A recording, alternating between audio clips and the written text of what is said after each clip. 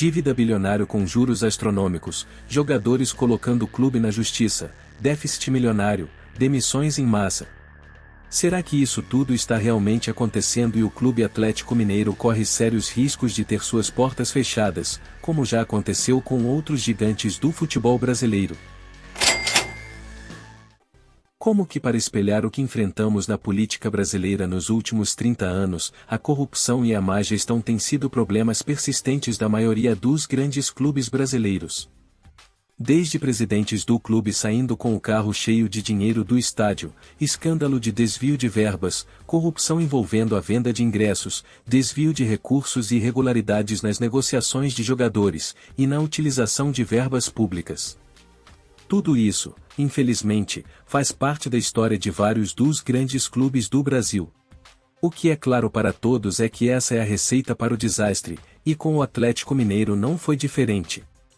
O Galo gasta em média anualmente 212 milhões de reais, o que é um alto número, mas se levarmos em consideração que o Atlético arrecada 429 milhões de reais de receita bruta, é uma empresa com um superávit muito positivo, certo?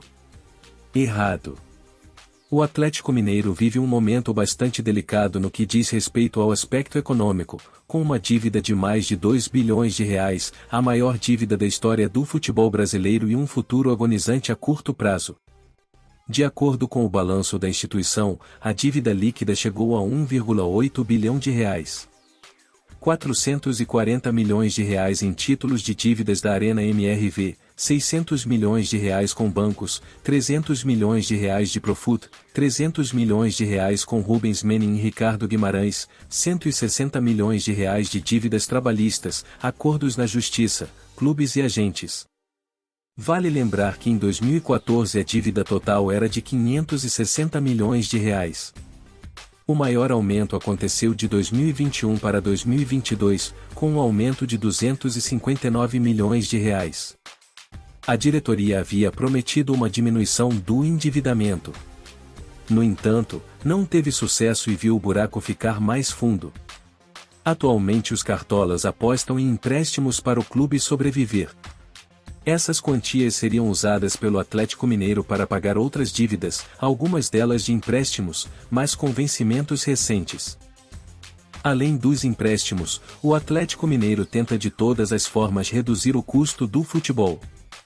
Enxugar a folha salarial é um dos objetivos da diretoria, com foco nas vendas e empréstimos para aliviar o custo mensal. Em relação ao período de dezembro de 2021 até dezembro de 2022, o Galo reduziu de 238 milhões de reais para cerca de 220 reais o seu custo, mas a diretoria acredita que ainda é necessário diminuir mais 8 milhões de reais. Um dos presentes ao torcedor do Atlético Mineiro, a Arena MRV vive uma novela. O Atlético Mineiro precisou arcar com 440 milhões de reais em títulos de dívidas. Para isso, foi ao mercado para quitar por meio da negociação de certificados de recebíveis imobiliários. A diretoria planeja pagar esse montante com cadeiras cativas, camarotes e outras comercializações que vão envolver a Arena MRV após a inauguração. Os 4 RS. O torcedor do Atlético Mineiro se acostumou, nos últimos anos, com 4 figuras primordiais no clube. O Atlético Mineiro tem recebido sucessivos aportes nos últimos anos de 4 empresários: Rubens Menin, Rafael Menin, Ricardo Guimarães e Renato Salvador.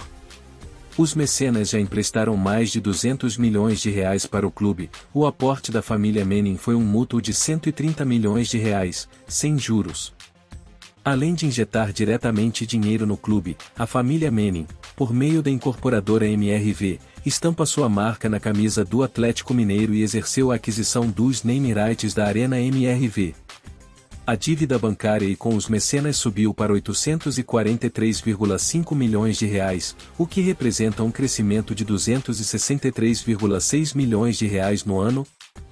Traçando um paralelo com o seu principal rival em Minas, o Cruzeiro passou recentemente por uma crise semelhante. Recapitulando a história, podemos ver uma semelhança que assusta o futuro do torcedor atleticano. Em 2018 o Cruzeiro se viu mergulhado em uma profunda crise institucional e financeira. A dívida do clube aumentou substancialmente, chegando a aproximadamente R$ 1 bilhão. Esse montante incluía débitos com jogadores, fornecedores, bancos e outros compromissos financeiros. Essa crise foi impulsionada por uma série de fatores, incluindo má administração financeira e altos investimentos em contratações de jogadores, o que gerou uma disparidade entre receitas e gastos.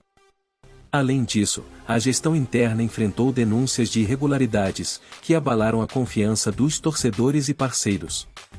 A instabilidade também afetou o desempenho esportivo. O Cruzeiro foi rebaixado para a Série B do Campeonato Brasileiro em 2019, o que teve um impacto significativo nas finanças do clube. A receita de televisão e patrocínios diminui consideravelmente na Série B, prejudicando ainda mais a capacidade do clube de reequilibrar suas contas. O Cruzeiro é um exemplo de como má gestão financeira e questões institucionais fazem a um grande clube. Parece que a história está se repetindo, e o Atlético Mineiro pode estar caminhando a passos largos para um destino semelhante. SAF virou necessidade. No dia 20 de julho de 2023 o Atlético Mineiro deu um passo que pode mudar o seu futuro financeiro, com a aprovação do modelo de sociedade anônima do futebol. 75% das ações caminharam ao Galo Holding, com a maior porcentagem liderada pelos mecenas Rubens e Rafael Menin, Ricardo Guimarães e Renato Salvador. Assim, o restante, cerca de 25% da SAF continuaram com o Atlético, a associação. Talvez a SAF indique que o clube tomará um rumo diferente a tempo, antes que um desastre completo aconteça. Qual será o futuro do Atlético Mineiro somente o tempo dirá, mas com a perspectiva que temos hoje, sem dúvidas, promete grandes emoções para o torcedor do Galo.